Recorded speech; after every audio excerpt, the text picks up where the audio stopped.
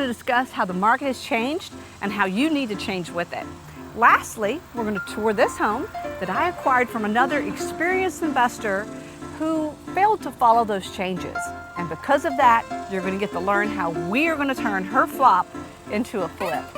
So again, I'm going to go show them the house. What are you going to do? I'm going to go and move some shit around.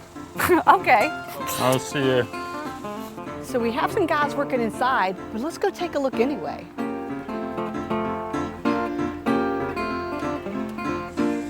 So this is the house. This house is a combination of poor flipping choices and more poor flipping choices. But they did do some great things. The ceiling here is absolutely stunning, and they did keep that. I love it. As well in the kitchen, we have the vaulted ceiling over there, which is fantastic. That's about all they did right in here. They had decided that they would open the floors and make this nice big open space. However, they didn't actually raise the ceilings. They had cut out areas and had left headers. But the headers were so low that standing at 5'7", I could put my hand flat. I don't think anybody really wants their ceiling quite that low. First thing thought I'd have to do when I walked this house was, well, I'm going to have to rip out the horrible kitchen that she was trying to save the old cabinets on to make a dime. I'm going to have to raise the headers in the living room, and I'm going to have to redo the bathrooms, and we'll talk about those in a minute. So there were some plumbing irregularities, to say the least. One thing is this wall. So they had moved the wall inside another 4 inches, and the plumbing then, the gas line in fact, was outside of the wall. So the first thing we did was, we knew this was going to have to go inside. Then as we took out those cabinets and started checking the electrical, well, everything we touched was just so we didn't expect that in the beginning. So to say we faced some challenges here, well, that's to say the least. But remember how I said the market was changing? Let's talk about how you can change with it. So we're going to discuss those market changes, and are we in a real estate bubble? But first of all, what is a real estate bubble? A real estate bubble is when the price of housing rises at a rapid pace. This is fueled and driven by an increase in demand, limited supply, and purely emotional buying. How does that affect us? First of all, we're not in the real estate bubble. Did we have crazy price increases? Yes, we did. Is this 2007? No, it's not. The first quarter of this year is arguably the hottest market in real estate history. Does that mean that it's going to get so unaffordable? No, because the Fed in the second quarter started to raise the interest rates, and by doing that, we've already began to feel a cool off. Does that mean it's going to fall out now? Absolutely not. In fact, I feel that for the next 2 years, it will remain stable, and there may be even a slight uptick. So, how do those changes affect us as flippers in our strategies? Well, in this case, in this house is a flop because of the fact the investor that had it did not follow those changes. So had she followed that, had she kept an eye on those comps, she would have found a new value, she would have refinanced this fiasco, and she would have still had somewhere to go with it. So for you private lenders, it's really important before you pay out all of those draws that you make sure you're paying for work that has been done. And the way you do that is you don't want just a couple pictures.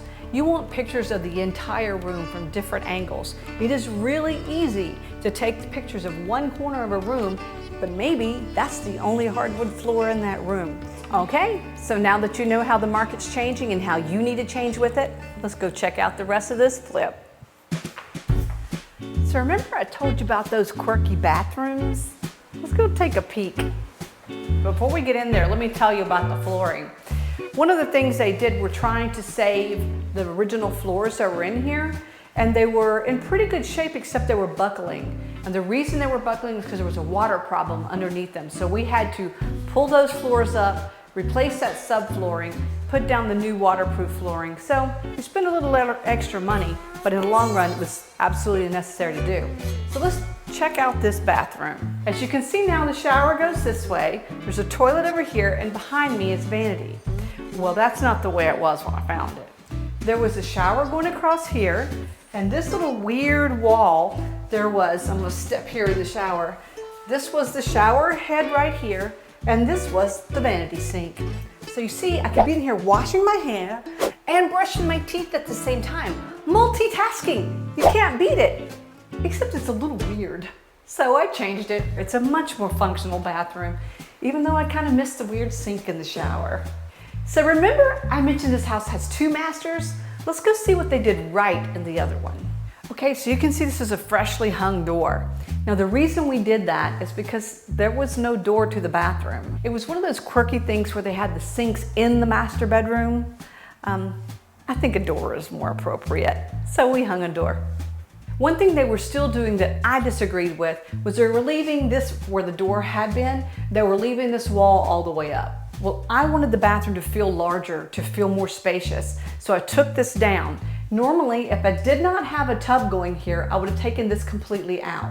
But since I have a nice freestanding tub that they had plumbed in, that we were able to save most of that plumbing, unlike a lot of the other plumbing. They also did a very good job on the master shower. It's well laid out. It is at a 45-degree angle, which is going to cost a little more when we put the glass in the door, but the seat is really nice. We had to change the plumbing because again, we don't have the trim kits. All we have was the valves and they were unbranded, so we didn't have a clue of what trim kit to get. But as far as layout, I was okay with all of it. Now this is the room that we're splurging on. This is the master bathroom, and I want it to feel grand, like a grand bathroom. So it's gonna be all marble.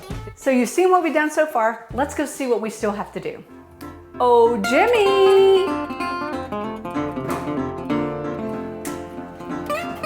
Oh, there you are. Isn't he great? That's You you. never stop. That's me. You've seen what we did with this house. So click right here to see what we do when it's time to stage our houses. I remember that one.